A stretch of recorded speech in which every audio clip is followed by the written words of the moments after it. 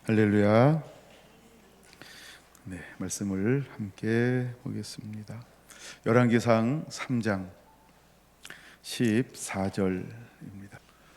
내가 만일 내 아버지 다윗이 행함 같이 내 길로 행하며 내 법도와 명령을 지키면 내가 또 내 날을 길게 하리라. 아멘.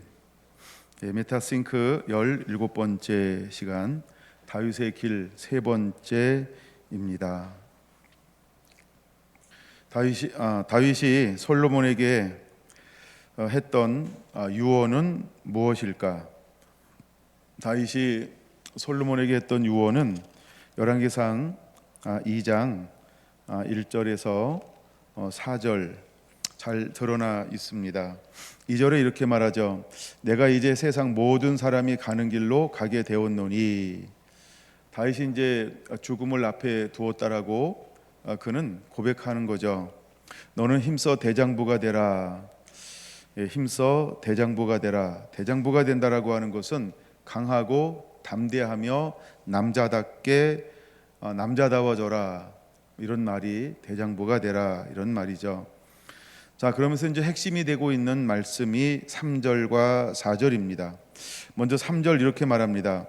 내 아버지 하나님, 내 아버지 여호와의 명령을 지켜 그 길로 행하여 그 법률과 계명과 율례와 증거를 모세 율법에 기록된 대로 지키라. 그리하면 내가 무엇을 하든지 어디로 가든지 형통할지라. 첫 번째 부탁하고 있는 것이 하나님의 말씀으로 살라고 하는 거죠. 아들이 어떻게 살기를 원하는 것이 아버지 마음일까? 자, 이제 아버지가 모든 사람들이 가야 하는 곳으로 가야 합니다. 더 이상 함께 할 수 없습니다. 근데 그때 마지막으로 주어지고 부탁하고 싶은 말이 무엇일까? 유언이라고 하는 것은 가장 중요한 것, 가장 소중한 것, 100마디 말보다 한마디 말을 남겨야 하는데 그 말을 다윗은 무엇을 남겼을까? 사랑하는 아버지 다윗은 사랑하는 아들 솔로몬이 형통하는 삶을 살기를 원하였습니다. 땅에서 육으로 형통하는 것이 아닌 내 영혼이 잘됨 같이 범사가 잘되고 강건하기를 원하는, 즉 영혼이 잘됨으로 인하여 오는 형통을 원하였던 것이죠. 그래서 사랑하는 아버지는 사랑하는 아들 솔로몬을 향하여서 그 비결을 가르쳐 주고 있는 것입니다. 너 율법을 그대로 지켜 행할 수 있겠니? 모세가 이스라엘 백성들에게 준 그 말씀을 따라 너 지켜 행할 수 있겠니? 그것이 형통하는 길이야. 나는 사랑하는 아들 솔로몬이 그 삶을 살아내기를 원한다 라고 한마디를 남겼다라고 하는 겁니다. 두 번째 4절이죠. 여호와께서 내 일에 대하여 말씀하시기를 만일 내 자손들이 그들의 길을 삼가 마음을 다하고 성품을 다하여 진실이 내 앞에서 행하면 이스라엘 왕위에 오를 사람이 내게서 끊어지지 아니하리라 하신 말씀을 확실히 이루게 하시리라. 이제 아버지 다윗은 사랑하는 아들을 향하여 가장 중요한 부탁을 할 겁니다. 그 두 번째가 무엇이냐 하면 난 내가 말씀 안에서 행함으로 형통하길 원하는데 난 너의 하나님이 내게 주셨던 이 왕위가 자자손손 영원히 천대까지 이르기를 원한다. 그것이 하나님이 우리를 향한 뜻이야. 근데 천대까지 이 자손들이 복받는 길이 있는데 그것은 오직 하나란다. 마음을 다하고 성품을 다하여 주 너 여호와 하나님을 사랑하는 거야. 나는 솔로몬 내가 하나님을 전부를 다하여 사랑하는 자가 되었으면 좋겠다라고 마지막 유언, 중요한 말을 남기고 있다는 겁니다. 자, 우리는 이 유언을 통해서 10계명 중에 몇 번째 계명을 한번 생각해 볼 수 있을까라는 거죠. 저는 두 번째 계명이었다는 겁니다. 우리가 하나님만 섬기면 하나님은 천대까지 내 후손을 축복해 주겠다라고 하는 겁니다. 근데 하나님 외에 다른 것들을 섬기면 저주가 임하는데 그 저주가 3, 4대까지 이르게 될 거라고 하는 것입니다. 결국 우리에게 가장 중요했던 계명, 십계명 중에서 하나님이 그렇게도 우리에게 선포해주고 싶었던 그 마음은 무엇이냐 하면 하나님은 질투하는 하나님이시라는 거죠. 근데 그 질투하시는 하나님 앞에 우리가 어떤 모습으로 서기를 원하시는 걸까요? 자, 우리가 살아가는 길은 수많은 유혹과 미혹이 있어. 우리가 살아가는 길은 수많은 불법이 있고 악이 있지. 내가 걸어가야 할 길은 꽃길을 걷는 것처럼 보이지만 실제는 가시밭길이고 광야의 길이 될 거야. 내가 왕위에 앉아 있고 풍성함과 부유함을 누릴 수 있지만 그것을 유지한다라고 하는 것은 결코 쉽지 않은 거야. 사랑하는 아들 솔로몬아, 내게 어떤 것이 다가온다 할지라도 첫 자리에 만군의 주 여호와 하나님을 놓을 수 있겠니? 내가 어떤 일을 만난다 할지라도 경험이나 습관을 따라 본인이 스스로 해결하라고 하는 것이 아니고 나의 참 주인 대신 만군의 주 여호와 하나님을 의지할 수 있고 그분을 찾을 수 있겠니? 사랑하는 아버지 다윗은 사랑하는 아들 솔로몬을 향하여 정말 해주고 싶은 말이 어떤 것일까? 이런 것을 한번 말씀을 준비하면서 생각해 보게 되었습니다. 여러분은 어떤가요? 이제 우리도 모든 사람들이 가야 할 길로 누군가는 다 가야 한다는 겁니다. 그 길은 예외가 없는 것이지요. 단지 순서가 다를 뿐입니다. 만약에 여러분들이 사랑하는 자녀들을 앉혀놓고 다윗처럼 마지막 유언의 말을 한다라고 한다면 여러분 준비됐나요? 무엇을 할지 우리는 준비해야 합니다. 그리고 그 말을 반드시 사랑하는 자녀들을 위해서 할 수 있는 자가 되어야 합니다. 저는 함께 그런 예배할 수 있는 시간들이 굉장히 적은데 우리가 정말 돌아가신 분 앞에서 함께 온 가족들이 모여서 예배할 때 가끔 우리 이런 생각해봐요. 먼저 돌아가신 분이 어떤 마음, 어떤 찬양, 어떤 말씀을 가장 좋아했을까 먼저 생각해 보고요. 그리고 정말 후손들에게 먼저 가신 분이 남겼던 말은 어떤 것일까 이런 생각을 한번 해 봅니다. 그 제가 할 수 있는 것이라고 한다면 어떤 말을 남길까? 또 만약에 제가 이제 예배를 인도한다라고 한다면 그 예배 가운데 내가 어떤 것을 나눠야 가장 그래도 은혜가 되면서 임팩트하게 어떤 은혜를 같이 이렇게 공유할 수 있을까? 이런 생각들을 한번 해 봅니다. 물론 그런 예배는 길게 할 수가 없죠.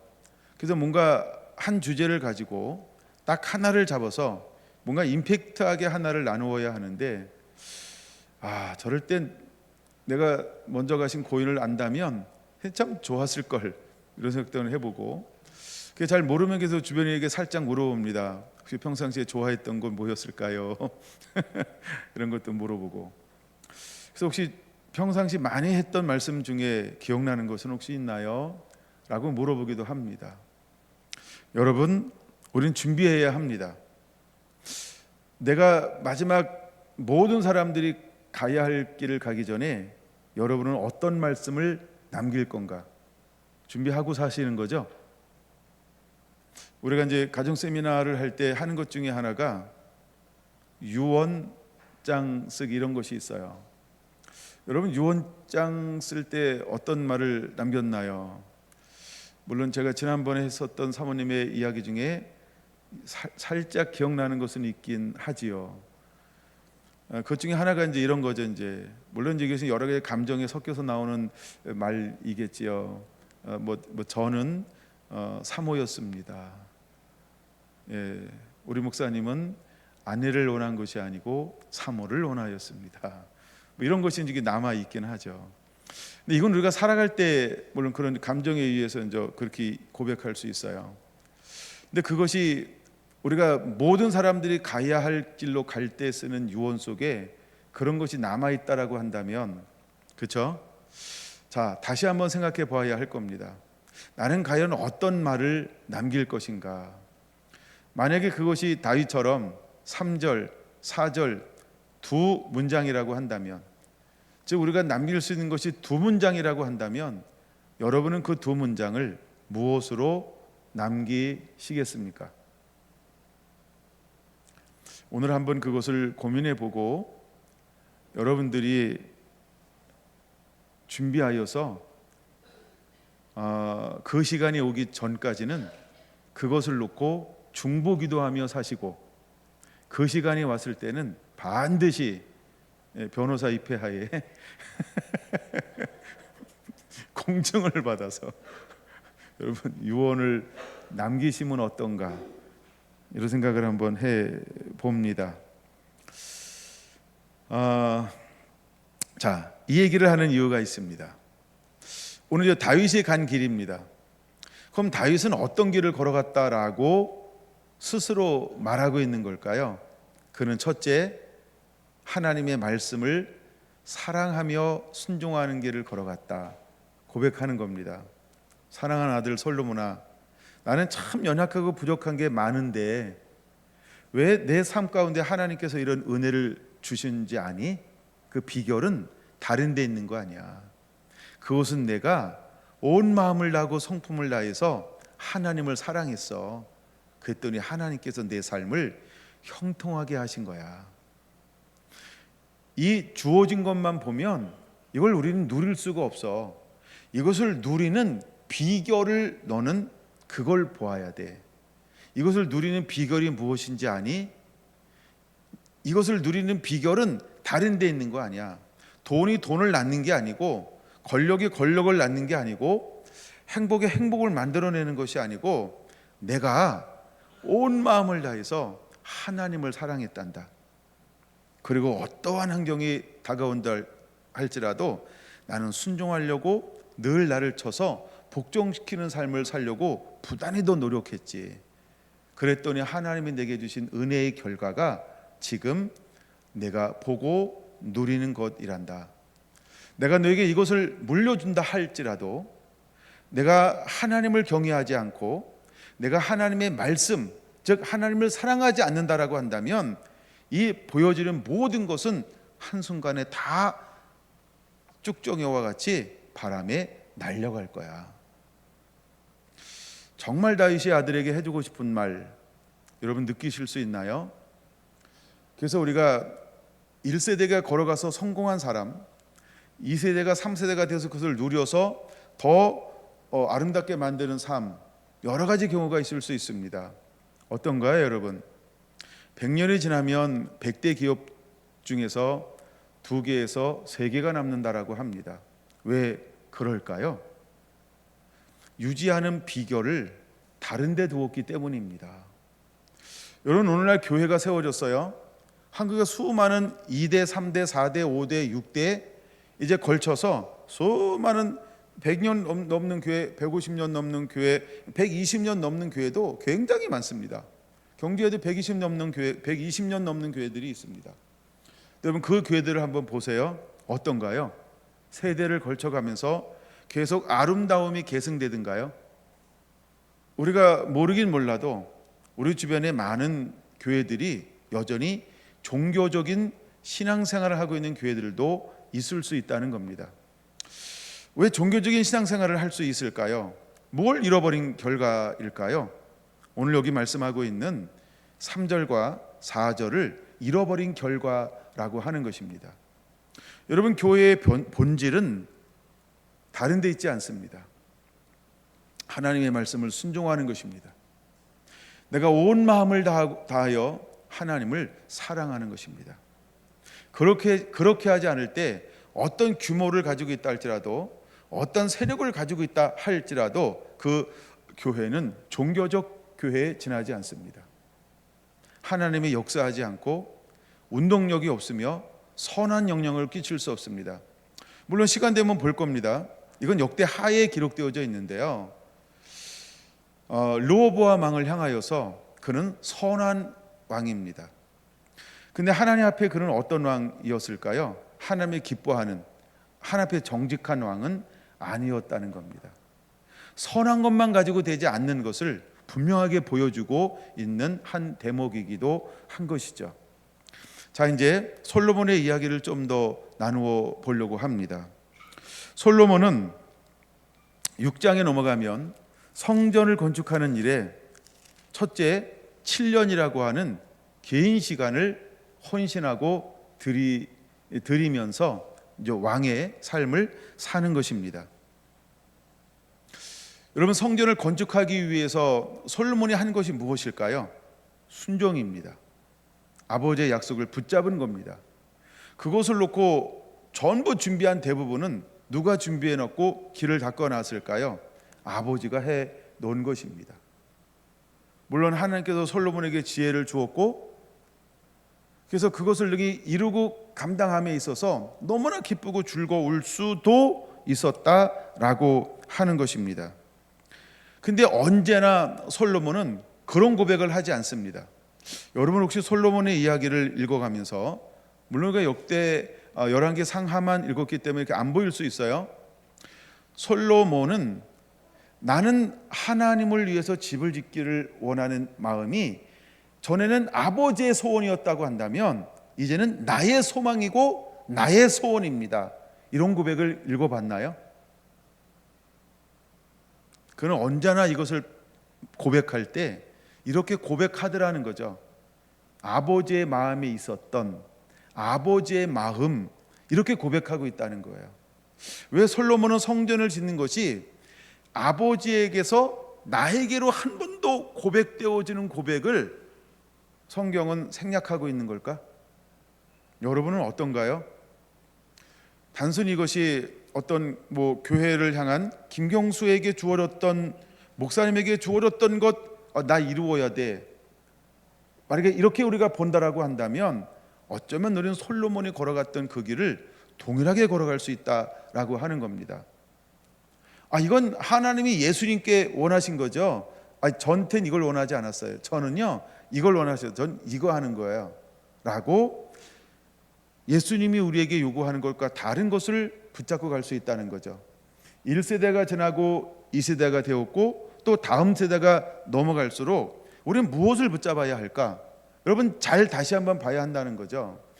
사랑하는 아버지 다윗은 사랑하는 아들에게 무엇을 부탁한 걸까요?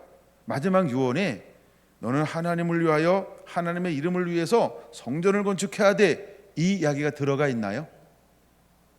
유언 속에요. 그렇죠? 그럼 유언 속에 뭐가 들어가 있어요? 본질이 들어가 있는 거예요. 본질이요. 우리 교회가 가야 할 본질이 있다는 거죠. 오늘 지역교회가 가야 할 본질이 있어요. 여러분 한국교회가 가야 할 본질이 있는 거죠. 그 본질이 뭘까요? 다른 거 아니고 첫사랑이에요. 그 첫사랑이 뭘까요? 너 주 여호와 하나님의 말씀을 가지고 지키는 자의 삶을 살 수 있겠니? 그 말씀을 가지고 지키면 하나님은 너를 형통하게 할 거야. 이게 본질이라는 겁니다. 마지막 유언의 말씀을 할 때요, 내가 가업을 이루었다. 사랑하는 자녀들아, 너는 나의 의지를 잘 받들어 이 가업을 이루기를 원한다. 부탁이 있는데 제발 너희들끼리는 싸우지 말아라. 이런 이야기를 남겼을까요? 여러분 그렇게 유언을 만드실 건가요? 우리가 지난번에 유언장을 썼던 것처럼 물론 재미도 섞여 있었겠죠. 여기 얼마 있고 여기 얼마 있고 사랑하더라 걱정하지 말아라 빚은 없단다. 갑자기 이게 생각이 났어요. 그랬던 것처럼 여러분 그런 걸 남기실 겁니까? 아니면 두 번째 우리는 그런 걸 붙잡으시겠습니까? 본질이 뭘까요? 솔로몬은 그 본질을 붙잡은 것이 제가 볼 때 안 보였다는 거예요. 자, 7년을 건축을 했어요. 자기 궁을 짓는데 몇 년이 걸리나요? 6장 1절입니다. 솔로몬이 여호와를 위하여 성전 건축하기를 시작하였더라. 솔로몬이 여호와를 위하여 성전 건축한 성전은 이라고 합니다. 자, 이제 성전 건축을 했습니다. 자, 그런 다음에 7장 1절 솔로몬이 자기의 왕궁을 13년 동안 건축하여 그 전부를 준공하니라 라고 말합니다. 그럼 무엇을 했나요? 9장 1절입니다. 솔로몬이 여호와의 성전과 왕궁 건축하기를 마치며 자기가 이루기를 원하던 모든 것을 마친 때에 라고 말합니다. 이게 이제 20년 걸렸다는 것입니다. 전 이걸 계속해서 묵상하면서 제가 묵상의 깊이가 얕아서 그런지 몰라도 하여간 이런 생각을 한번 해보게 되었다는 거예요. 어떤 생각을 해봤냐 하면 왜 솔로몬은 무너지지? 왜 솔로몬은 무너지지?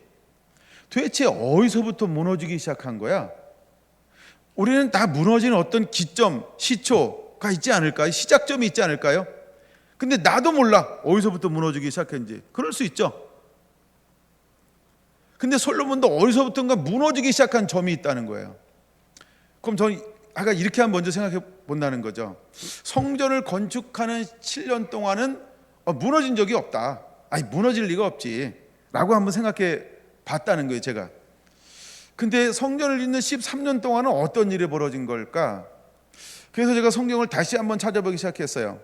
근데 성경은 이것을 이렇게 번역하고 있다는 거죠. 성전은 여호와 이름을 위하여, 자기 왕궁은 자기를 위하여, 자기가 하고 싶은 것을 위하여, 이런 의미로 번역을 했다는 거죠. 이런 단어라는 거예요.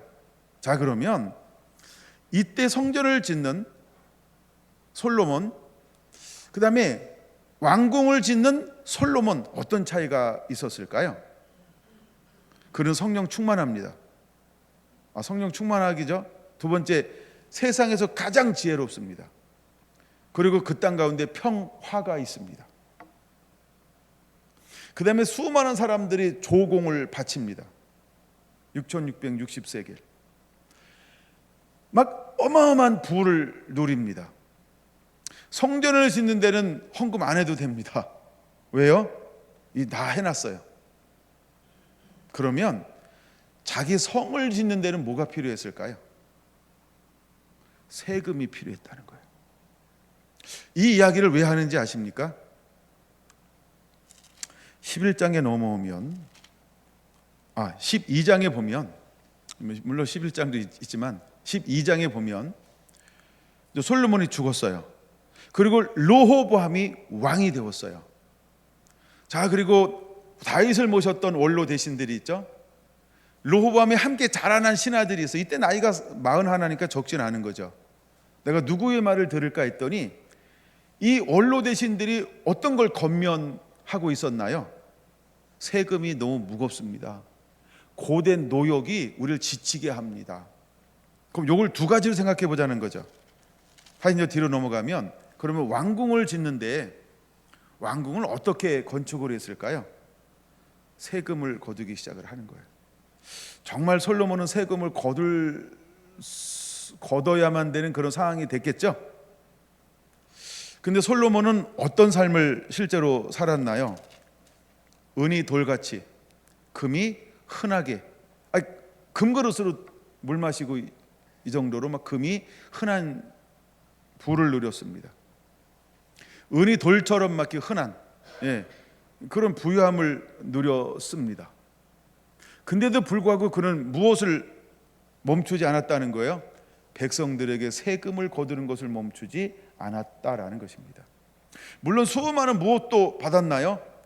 조공도 받았습니다. 조공도 받았습니다. 근데 솔로몬이 무엇을 잘못하고 있는 걸까요? 과도하게 부를 축적하면서 백성들에게는 뭐 한 거예요? 마땅히 내야 할 세금을 면제해 준 적이 없다는 거예요. 세금은 세금대로 받고 조공은 조공대로 받으면서 왕인 솔로몬은 부유한 자가 되었지만, 그 다음에 위정자, 통치하는 그룹들은 부자가 되었지만, 국민들은 뭐가 된 거예요? 그쵸? 늘 세금 때문에 무거운 짐을 얹어 놓았다는 겁니다. 우리가 그럴 수 있죠. 민주주의도 자유민주주의도 그럴 수 있죠. 이 세상 구조가 그렇게 되어져 있죠. 여러분, 우리가 잘 살지만 다 잘 사는 건 아니잖아요. 물론 또 다 똑같아야 된다는 것도 아닙니다. 너무 착각하지 마시고요. 근데 하여간 솔로몬이 어디서 무너졌냐는 거예요. 일단 신명기 17장에 4가지를 전부 어긴 사람이 누굴까요? 솔로몬이었다는 거예요. 말을 많이 두지 말아라. 말을 많이 두었어요. 여자를 많이 두지 말아라. 여자를 많이 두었어요. 은금을 너를 위해 많이 쌓아놓지 말아라. 자기 자신에서 쌓아놨어요. 나중에 이제 쭉 볼 겁니다만 그것을 전부 어디다 뺏기나요? 아람한테 뺏기고 애굽에게 뺏기고 나중에 바벨론에 전부 뺏기고. 왜 뺏길까요? 땅에 쌓아뒀기 때문에 그렇습니다. 여러분, 마태복음에 말하고 있는 것처럼 우리가 이 땅 가운데 은금을 쌓아놓으면 좀과 동록이 해하며, 어디다 쌓아놓으라고 말하고 있어요? 하늘에 쌓아놓으라고 말하고 있어요. 그럼 솔로몬은 하늘에 쌓아놓는 법을 몰랐을까요? 솔로몬이 하늘에 쌓아놓는 법이 어떤 것이 하늘에 쌓아놓는 것일까요?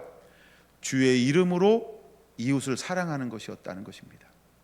그가 형통하는 길은 이 길밖에 없다는 거죠. 아니, 오늘날 우리가 형통하는 길은 이 삶을 살아야 한다는 것입니다. 그것이 무엇일까요? 마태복음 25장 양과 염소의 비유를 통하여 우리에게 보여주는 것처럼, 그렇죠? 지극히 작은 자 하나에게 한 것이 곧 내게 한 것이니라. 여러분, 염소편에 선 사람들은 무엇을 하지 못했을까요?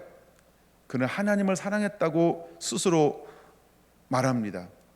근데 심판하러 오신 그분은 뭐라고 그들을 향하여 말합니까? 너는 사랑하지 않았다는 겁니다. 무엇을 사랑하지 않았다는 거예요? 내 이웃을 내 몸같이 사랑하지 않았다는 거예요. 솔로몬이 무너지게 된 원인이 어디 있는 걸까? 사랑함에 실패했다는 거예요. 그는 하나님 앞에 무엇을 구한 사람이었을까요? 주연에게 지혜를 주시옵소서.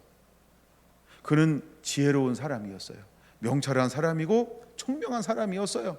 그는 마땅히 어떻게 사랑해야 하는지를 누구보다도 너무나 명확하게 알고 있는 사람이었다는 거예요. 근데 도대체 그가 그 지혜를 사람하고 논하고 논쟁하고 지혜를 가지고 이야기한 건 너무 좋아한 반면에 그는 자기 자신을 위해서 성을 만들면서 무엇을 놓쳐버렸을까요? 사무엘 선지자를 통하여 하나님께 주셨던 왕의 제도 가운데 무엇이 들어 있었나요? 세금을 걷어라. 세금 제도가 있었어요. 가장 좋은 것들을 취해서 너가 종으로 신하로 부를 수 있다. 이것은 취했어요. 근데 그는 그것을 취한 반면에 무엇을 잃어버린 걸까요? 그렇죠? 법은 지키면서 왕으로서 해야 될 의무는 잊어버린 거예요. 어떤 의무를 잃어버린 걸까요? 내 이웃을, 내 백성을 사랑하라. 이 말씀을 잃어버린 사람이에요. 여러분 잘 보세요. 물론 왕국이 분열 왕국이 돼요. 하나님께서 솔로몬 때문에 분열시키겠다라고 아히야 선지자를 통해서 말씀했다고 그랬죠. 미가야가 아니에요, 그렇죠? 아히야 그게 말씀했어요. 그리고 나서 실제로 솔로몬이 죽었을 때 르호보암이 딱 그 자리를 섰단 말이에요. 근데 르호보암은 무엇을 택하냐는 것이죠. 물론 그것 또한 어디서 나왔다고 성경은 말하죠. 하나님께서, 그렇죠? 여호와로 말미암아 이렇게 표현하고 있어요. 근데 우리가 그 속에 르호보암은 무엇을 택하든가요? 내가 정갈의 채찍으로 하리라. 내가 더 고된 노동으로 하리라. 완고한 말로 이것들이 이러면서 그 마음이 굳어졌다는 거예요. 굳어짐이 무슨 표현인지 아세요? 자만, 교만, 완악함, 교만해졌다는 겁니다. 왜 솔로몬 마음속에 교만이 찾아왔고 그의 아들 르호보암의 마음에 교만이 찾아왔을까? 도대체 무엇 때문에 이런 걸까요? 제가 오늘 뭘 말씀드리고 싶은지 눈치채신 거죠? 첫 사랑, 첫 마음을 잃어버린 결과라는 거예요. 즉 첫사랑이라고 한 건 뭘까요? 하나님의 말씀을 잃어버린 결과라는 거예요. 여러분, 솔로몬은 자기를 위해서 9장에 명백하게 기록하고 있죠. 자기를 위하여 라고 말합니다. 자기가 이루기를 원하던 모든 것을 마칠 때에 라고 말하고 있습니다. 더 이상 이것을 기록할 때 뭐라고 표현하고 있지 않아요? 여호와의 이름을 위하여라고 말하고 있지 않아요. 혹시 우리가 그럴 수 있다는 거예요. 그렇죠? 근데 이것이 우리에게 다가올 때 어떻게 다가올까요? 하얗게 다가와요. 하얀 게 아니고 물색 투명하게 다가와. 투명하게. 어머, 언제 아우 좋아라. 안 보여. 그렇죠? 나도 모르게 누구처럼? 솔로몬처럼. 솔로몬이 사탄에 의해서 하나하나 잠식되어져 간다는 것을 솔로몬은 언제 인식했을까요? 만약에 인식했다라고 한다면 다윗처럼, 그렇죠? 철저한 회개가 반드시 기록되어져 있어야 한다는 거죠. 근데 다윗은 무엇이 기록되어져 있지 않을까요? 솔로몬은 무엇이 기록되어져 있지 않을까요? 다윗 같은 회개가 기록되어져 있지 않아요. 여러분, 솔로몬도 임재가 있어요. 지혜와 총명과 명철도 있어요. 부귀영화도 있고 권력도 있고요. 그는 성공한 자예요. 그는 부러운 게 아무것도 없는 존재였어요. 그럼에도 불구하고 하늘에서 누릴 법한 것을 땅에서 몽땅 누리고 있음에도 불구하고 무엇이 될 수도 있다? 그렇죠? 넘어질 수 있다는 거예요. 하나님이 그를 버리는 존재로 버릴 수도 있다라고 하는 거예요. 우리는 솔로몬을 보면서 그것을 보아야 한다는 거예요. 여러분, 물론 솔로몬은 무엇의 표상이냐 하면 마지막 때 신부의 표상이에요. 그가 초창기의 삶은 신부예요. 그러나 후반기의 삶은 뭘 보여주는지 아세요? 믿다가 타락하면 얼마나 더럽게 되는지를 보여주는 표상이기도 한 거예요. 믿다가 타락하면 얼마나 시겁하는지를 보여주는 샘플이 솔로몬이에요. 하나님이 이 나라를 갈려기로 마음먹었던 것은 누구 때문일까요? 솔로몬 때문이라는 거예요. 근데 누구를 기억하여서 솔로몬 때 그걸 하지 않아요? 다윗을 기억하고요. 여러분, 때때로는 여러분들이 가정에서, 때로는 교회에서, 때로는 단체에서, 때로는 모임에서, 때로는 지역에서 여러분 때문에, 이렇게 표현해, 나 때문에 하나님이 한 번은 용서해줘서 그 다음까지는 하나님이 뭔가 봐줄 수 있는 울타리가 되어주시는 그런 하나님의 사람으로 한번 살아볼 생각은 없습니까? 내 신앙과 내 믿음, 이거 나중에 또 한번 어떤 왕을 다룰 때 한번 나누고 싶은 거예요. 하여간 나 때문에, 내 자녀 때는 하나님이 그대로 있고 그 후손은 몰라. 한번 뭔가 나 때문에 한 번은 연기시킬 수 있는 그런 신앙 생활을 하는, 때로는 엄마로, 때로는 아빠로 그렇게 한번 살아볼 의향은 없습니까? 여러분 똑같이 읽었잖아요, 그렇죠? 그런 샘플을 몇 번 보고 있는 거죠. 아버지로 말미암아 그 다음 세대 이렇게 하는 거. 저는 그거를 읽을 때 그런 마음을 한번 품어봤어요. 과연 나는 진성이와 진홍이와 진희와 또 이제 그 손자들을 위해서, 나로 인하여서 뭔가 다가오는데 내가 등불이 되어서, 내가 뭔가 하나님이 내 신앙, 내 믿음, 내 삶 때문에 하나님이 한 번은 용서해 줘서 그 다음까지, 그러니까 너의 삶까지는 하나님께서 매를 안 든다는 거예요. 너의 삶까지는 하나님께서 뭐 한다는 거예요? 지켜주겠다는 거예요. 그러나 그 이후에도 회개하고 돌이키지 아니하면 반드시 그것이 임한다는 거예요. 중요한 겁니다. 솔로몬이 회개하면 그 다음번에 그것이 임하지 않는다는 거예요. 또 르호보암이 회개하면 그 다음에 임하지 않는다는 거예요, 여러분. 근데 그들은 무엇을 하지 않았나요? 그런 바운다리가 되어주지 않았다는 거예요. 마지노선이 되어주지 않았다는 거예요. 그런 보호막이 되어주는 삶을 못 살았다는 거예요. 여러분 어때요? 옆에 사람 물어보세요. 자녀들 끔찍히 사랑하잖아요. 그런 그 끔찍한 사랑을 여러분 무엇으로 물려줄래요? 돈 남겨주면 싸웁니다. 저도 너무 아파요. 진짜 우리 가정 생각하면 너무 아픈 게 있어요. 아버지가 조금 남겼어요. 예, 근데 한 명이 딱 반대를 하는 거예요. 난 좀 더 가져야 되겠다. 그래, 더 가져라. 예, 그래서 가지는 걸로 합의를 봤는데 하여간 먼저 변호사를 선임했어요. 걔가. 이런 일이 있었어요. 진행형입니다. 물론 동생이 원하는 대로 다 해주고 있습니다. 예, 왜? 싸우고 싶지 않아서요. 여러분 어떤가요? 뭘 물려주실래요? 뭘 물려주고 싶어요? 여러분, 저는 이 성경을 읽으면서 여러분들 안에, 물론 저희 치부도 드러내지만 뭐 이 얘기 처음 듣는 수도 있죠. 이게 치부예요. 내가 이런 제가 치부를 드러내면서 하는 이야기가 뭘까요? 여러분, 무엇을 남길 거냐고 묻고 싶은 거예요. 여러분, 무엇을 남기고 싶냐는 거예요. 다윗처럼요. 그렇죠? 솔로몬이 잘못했을 때 아버지가 너무 하나님을 기쁘고 즐겁게 해서 하나님이 뭘 꺼뜨리고 싶지 않았어요. 제가 하나 이렇게 만들어서 하나 올려줬잖아요. 그렇죠? 이걸 등불이라고 표현하고 있어요. 하나님은 이걸 꺼뜨리고 싶지 않은 거예요. 근데 다윗의 등불은 언제까지 꺼지고 싶지 않은 것이 하나님의 마음인지 거기 나오죠. 영원히요, 영원히. 그럼 우리가 두 가지를 한번 택해보자는 거죠. 하나는 나 때문에 내 자녀 세대는 내가 한번 지켜낼 수 있는 바운드리가 될 수 있는 삶. 이제 우리가 많이 남았잖아요, 그렇죠? 100세니까. 예. 남은 인생 그렇게 한번 우리가 살아봤으면 좋겠습니다. 두 번째, 다윗처럼요. 나 때문에 내 집안에는 등불이 영원히 꺼지지 않는 그런 소망이 우리 안에 좀 일어났으면 좋겠다. 저는 말씀을 읽으면서 그런 마음을 한번 품어봐서 제가 오늘 이 말씀을 한번 이렇게 여러분에게 선포해 봅니다. 여러분 붙잡아 보시겠습니까? 그런 길을 걷게 되기를 예수님의 이름으로 축원합니다. 기도합니다.